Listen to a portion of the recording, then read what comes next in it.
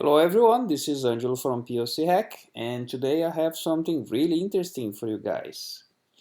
If you check my blog, I am going to talk about a CVE, an exploit that is on Kubernetes, that you can basically mount a subfolder from a folder downwards. Okay, so just to explain how that works, it's like on Docker, if I mount a folder called folder, and then I have those subfolders here, okay, in theory, I should be able to only mount subfolders upwards, okay?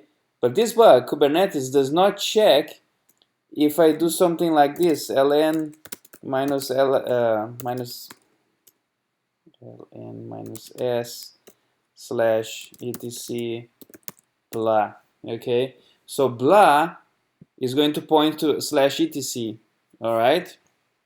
So that's basically the problem. So I have created an exploit that will do that for me. This is like pod 1 and pod 2. Like you need to create the first pod to create the volume, and then a second pod to create the subvolume, the subfolder that will access the main folder that will create the link. So I have a check here. Yeah, let's check all the ways we can exploit it. There's 5 ways to gain root to the worker node. So I have created an exploit to make my life easier, to make this video quicker. And yeah, so this is my attacking host. Okay, so I'm running this pod inside this Kubernetes cluster. Okay, there's just one node. So this node is vulnerable to 5 kind of attacks. So adding the keys to SSH, root.ssh, adding a user to etc passwd, because this is read write, this is also read write, this is read write, and this is read write. Okay, so the reason why I created 5 attacks is because when I was testing this, some of the clusters, they were like at some points, like some of them slash root, it was read only, or slash etc was read only, and but some of them like var was read write, or slash tmp was read write. Okay, and some of them, all of them, this failed. Attack 1 2 3 4 5 1 2 3 4, it failed. The only thing that worked was the accessing directly the docker.sock, so you can run a unprivileged container and do whatever you want. So let's check how this check out. So I have a few modes here, like RO. It's just to browse around the file system. Basically, you can create files. It's not just read only. You can create files. For instance, this is where I mounted the root folder from this worker node. So as you can see, this is this match. If I touch blah here, and then now I come here, blah, whoops, blah, it's there. So just make sure the date I just created this file. All right. So now I have 5 kind of attacks that I can do. I can just pick one of the list. I'm gonna show you guys all of them. So let's try attack 1 first. So this one is going to inject my keys, my SSH keys to slash root slash dot SSH, so I can just SSH to the host as long as it's permitted. You know, usually some sysadmins, they will disable password authentication, but I'm not doing that. I'm just doing SSH with a key. So there you go. As you can see, I am in ID root, and I am on this this host. So if I go here, cd slash, there you go. So now let's try the second attack.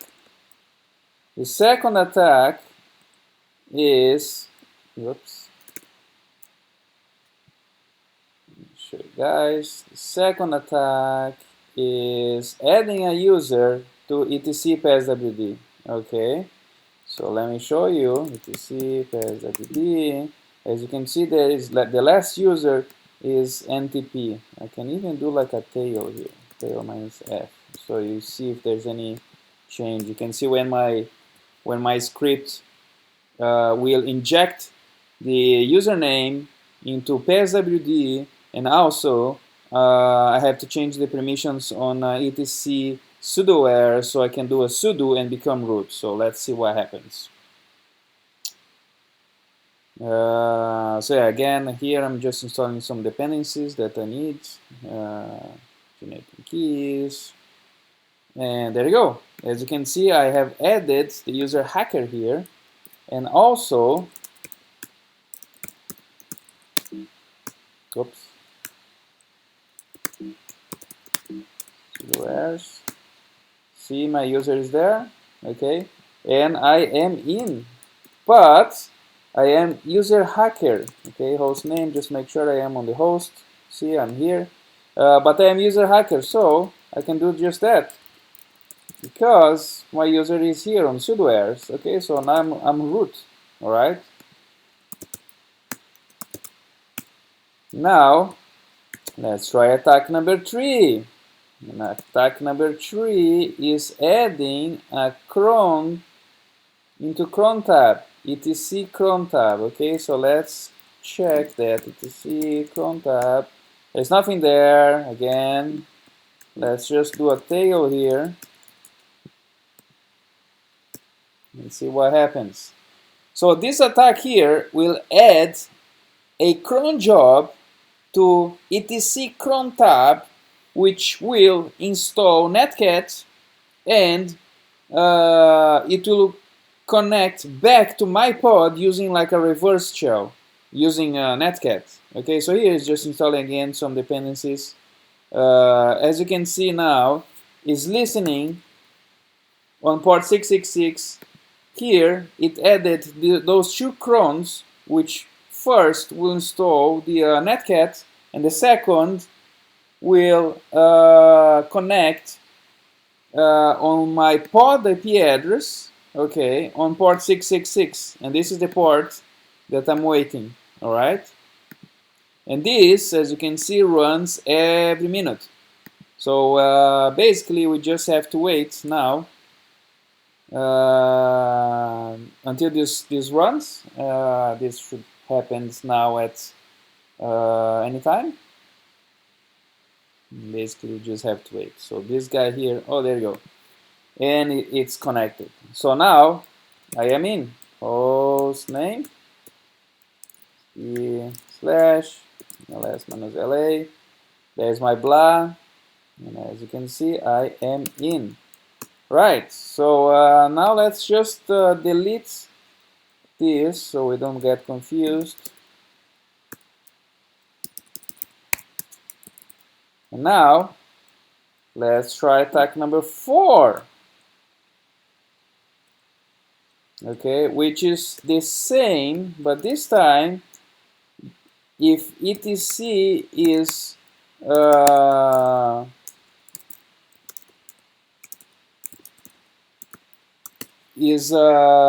read-only and you can't add a cron tab there, maybe /var is read-write. So now, as you can see, I just added the cron tab here, and again it's the same thing, install a netcat and do the connection, and as you can see it's already connected.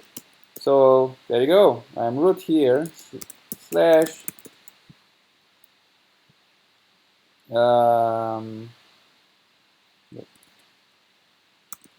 oops, there's my blah there, host name, as you can see I am on it. Right, so let's clean up again.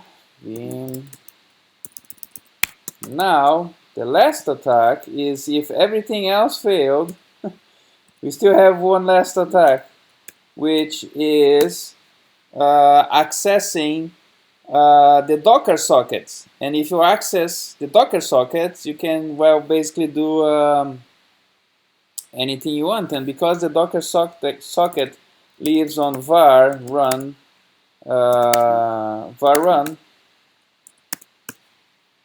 I can just access that because I have I can read this folder. So here I'm installing the Docker client in order to access this socket. It's almost there.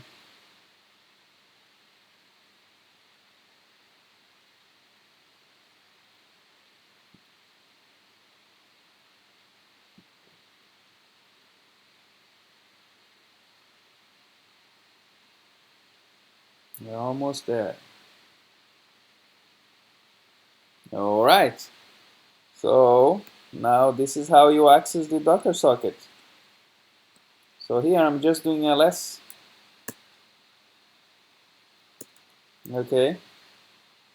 And as you can see, blah, it's there.